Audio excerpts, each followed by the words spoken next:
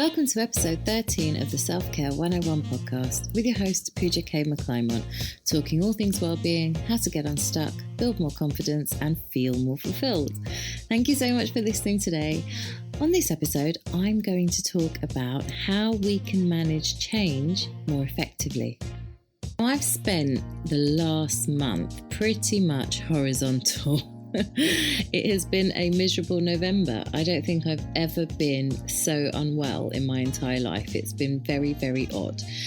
And during that time, obviously I had a lot of time on my hands because I couldn't really do any of my day-to-day stuff. Like I could barely do work on the computer and I definitely couldn't do any housework. It was just really, really tough. So I was completely out of my comfort zone. And I guess when you're sort of laid up like that, you're kind of left to your own devices. Well, your mind is left to its own devices, right? And I got to thinking, oh my God, why is this happening to me? Why can't I get better? Why is this? Why? I haven't got time for this. I've got so much to do. I've got a list as long as my arm. And once I sort of like knocked those thoughts out of my head, I started thinking about what I need to do now in order to make some drastic changes in my life. And, I started off well, made a really good list and felt very proud of myself. I was like, yeah, I'm going to do all of this when I feel better. When I feel better, I'm going to do an hour of this and I'm going to do 2 hours of this. And then I'm going to do this and I'm going to switch off work at this time and then I'm going to do that. And I was really psyched and excited.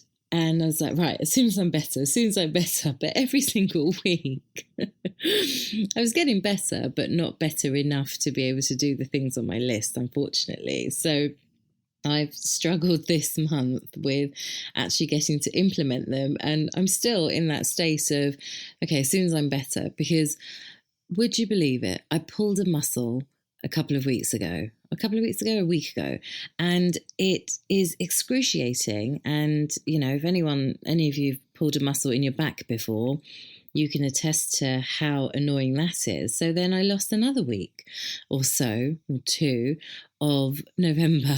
And I'm like, I've got stuff to do. I want to move forward. I want to get things going. And it got me thinking about change and even working with clients. We talk about change. The first sort of step in their coaching relationship is choosing to change and wanting to embrace it.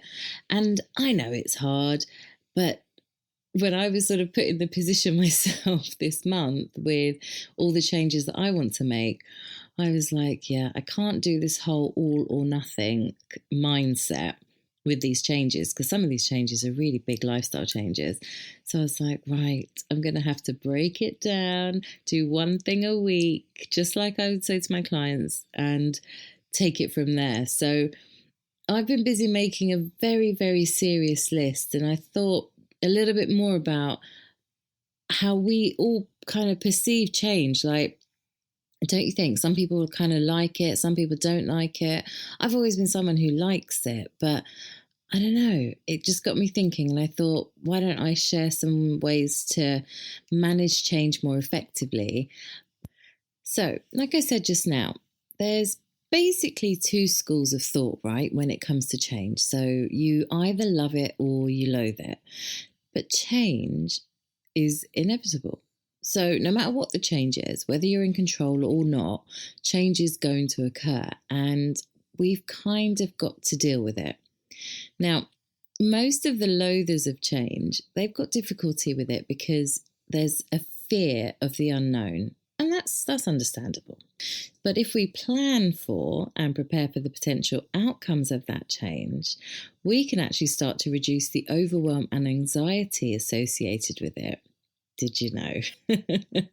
And you know what? As a result of doing that, you protect your mental health and learn to embrace change for all that it can bring. Because change is not always nice. Like, okay, for instance, like the passing of a loved one, that's not going to make you feel happy. It's not going to bring happy change feelings. But there is an element of planning that can be done in this instance also to help you continue living. What I'm saying here is no matter what the change is, if there's a little careful consideration on how you could manage the change, you are going to go a long way in protecting yourself in the process. Now, mindset, that's a key feature when I talk about change. So if you say, I'm going to give you some examples of phrases, but if you say these kinds of phrases on a regular basis, you're kind of admitting defeat. And as a result, you're training your mind to believe and accept those things as facts, but they may not be facts. And over time, it's going to be a lot harder for you to break those thought patterns, and then your mental health is going to be affected, and that's going to in turn affect every facet of your life. So let me give you an example of a few phrases like, I hate change. I can't do this because I will always be like this because no one understands, but I have to, I should. Life's not easy. I'll never be able to, or I'll never will be able to do this. Now, if you're having a session with me, right, and you used any of those phrases on the spot, I'm going to mirror back your statements using the exact words you use, but I'll do it with a question mark at the end. Now, I'm not doing it to be condescending. This is a way to show you an exact reflection of the words that you're using to describe something, which I guess more often than not, they're over-exaggerated phrases of the truth. And I'm sure you've done this yourself. Like, you'll be talking to a friend about something, or, bringing to light something that you have been thinking about a lot, but now you're actually saying it out loud. And the moment you say it out loud, you kind of hear yourself and you're like, yeah, no, it's not as bad as that actually. So it's kind of doing that when I'm in a session with a client. And when we talk about self-criticism and ask ourselves, would I speak to a friend like this? You realise quite quickly that you are actually being too harsh on yourself, because you wouldn't speak to somebody else the way you're speaking to yourself. And so therefore these phrases that we're using to describe situations or events in our lives, they're pretty much the same. We're often over exaggerating them, and we do it unconsciously. It's not something that we necessarily do consciously, but when we break it down, we soon realize that we might have actually magnified something that probably didn't need to be. And then when you do that, you're making statements that are closer to the truth, and that's going to help us handle our lives a lot better. Let me give you an example, because that sounded a bit wordy. So one of the best examples I can give of this actually occurred with a client, I think it was about last year sometime. Now, the client was talking about a pattern of behaviour and said to me, all my life I've had this. And I was like, okay. I simply replied back, all your life you've had this? Now, I had to say it 3 times before he actually stopped and reflected on the statement that he'd made. And what he was referencing was something that had only happened over a 5-year period. So years 0 to 25 weren't actually affected by this statement. So therefore, what he had been saying all his life, it was actually an inaccurate statement, and it wasn't the truth. And it was a skewed version of events that he was training his mind to believe was fact. So by him telling himself that all my life I've had this, and having that thought, that's the thought that was sitting in his mind as fact, and therefore being attributed to anything to do with change. So by bringing it to his, consciousness, by reflecting it back, he realised that by making that statement, he was actually sabotaging things that he didn't need to sabotage. Now, when you know something's not quite right in your life, or you keep repeating a pattern of behaviour, but you seem to be getting the same result, even though you desperately want a different one, I ask you to embrace some change. Changing something, look, it's going to have a direct effect on the result you're trying to achieve. Be brave, be prepared, and overall understand that not all outcomes will be as bad as you might think. And this is where a little bit of preparation beforehand helps reduce the perceived magnitude of an outcome. And it's a much healthier way of approaching life. It's honestly up to you which direction you choose. But when you're making plans to make changes, don't just say, oh, I'm going to do this tomorrow. I don't know. Let's just say I'm going to drink 6 glasses of water tomorrow.